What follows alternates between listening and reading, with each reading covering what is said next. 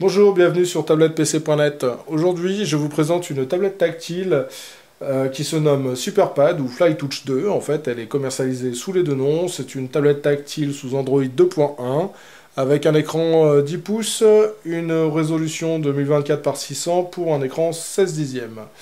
Donc, tablette tactile, comme je vous le disais, sous Android 2.1, un Android 2.1 qui a été un petit peu customisé par le constructeur GOM. Donc ils ont ajouté un effet cube 3D sur les applications. Alors c'est mignon, mais par contre c'est quand même pas très réactif. Je pense pas que ça vienne du processeur parce qu'on a essayé des applications bien plus compliquées et elles fonctionnent très bien sur cette tablette. Le processeur à 1 GHz marche plutôt bien. Par contre, je pense plutôt que ça vient de la ROM. C'est pas très adapté. Heureusement, il y a le forum XDA qui est en train de travailler déjà sur des nouvelles ROM pour cette tablette, donc la FlyTouch 2. Et on devrait avoir de bonnes surprises. Espérons qu'une ROM Froyo sorte prochainement.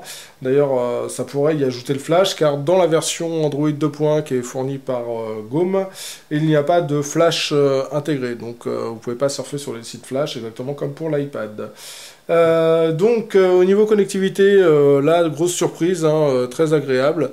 On a plein de jolies choses. On se retrouve donc avec un port USB ici, un micro SD, un autre port USB, un autre micro SD, un mini HDMI et du RJ45.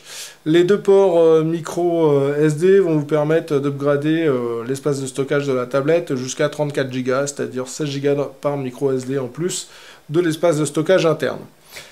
Cette tablette a accès au Market, à l'Android Market, donc vous pourrez y télécharger toutes les applications que vous désirez, qu'elles soient gratuites ou payantes, il n'y a pas de souci, ça marche relativement bien. Après, c'est vrai que le tri n'est pas fait entre les applications pour téléphone et pour tablette, donc il faut se baser un petit peu sur ce qu'on voit sur les différents blogs sur Internet pour trouver les applications qui valent le coup. La partie Wi-Fi marche très très bien. Elle met un petit peu de temps pour se connecter à un réseau Wi-Fi, pour récupérer l'adresse IP par exemple. Par contre, une fois connectée, pas de souci. Au niveau antenne, elle capte exactement comme un iPhone ou un iPad. Là-dessus, j'ai pas vu de différence. J'ai pas de réseau Wi-Fi que j'arrive pas à capter sur cette tablette, que j'arriverai à capter sur un iPad par exemple. Donc voilà, YouTube, donc pour les vidéos, assez sympathique d'ailleurs, si vous mettez des vidéos, des photos, des PDF, des e-books sur une clé USB, vous avez juste à la plugger, un Explorer, vous pouvez lancer directement vos fichiers depuis la clé USB.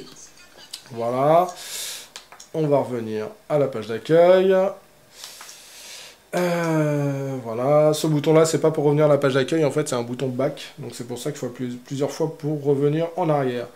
Donc je vous disais, tablette tactile, bon, plutôt réactive, plutôt sympathique à l'utilisation.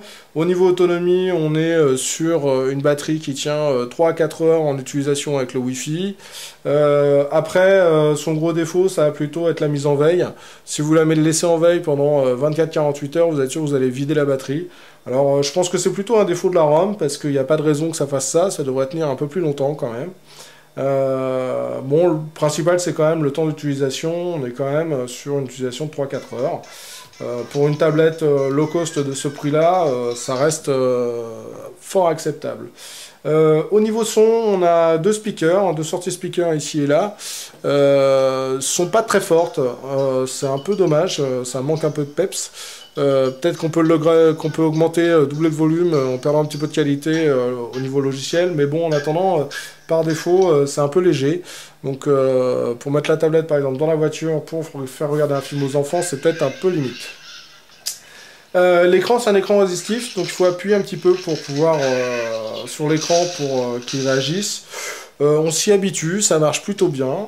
La réaction est là, c'est un écran monotouch par contre, donc vous ne pourrez pas augmenter les photos comme sur un iPad ou sur un iPhone ou sur une Samsung Galaxy Tab. Voilà, donc là, les applications telles que les petits jeux comme celui-là, vous voyez, fonctionnent relativement bien, il n'y a pas de souci.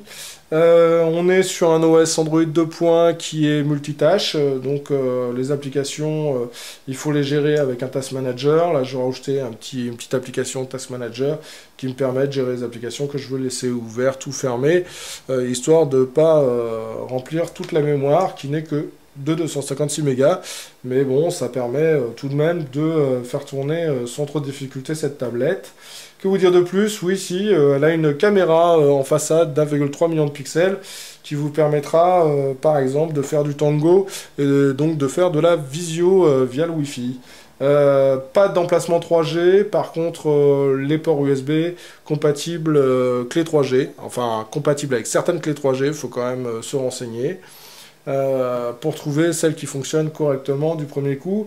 Pas avec la tablette, mais en fait avec Android 2.1, donc des clés 3G compatibles Android. Voilà, donc une tablette, une fois de plus, sur un prix de moins de 200 €, qui est plutôt agréable. Je vous dirais surtout de faire attention, en fait, quand vous achetez une tablette comme celle-ci, il y a pas mal de constructeurs, enfin de vendeurs qui fournissent des tablettes sans numéro de série Android. Donc faites attention, nous celle-là on se l'est procurée sur le site Hong Kong Geek, fort sympathique, aucun problème avec les échanges, on l'a reçu en 10 jours. Donc après comparez les prix, mais si un site en vente qu'on vous recommande, c'est celui-là. Ça fait pas de mal de faire de la publicité aux amis. Voilà, donc hormis ça, écoutez, je vous propose de poser toutes vos questions sur tablettepc.net et on se fera un plaisir d'y répondre. Merci, au revoir.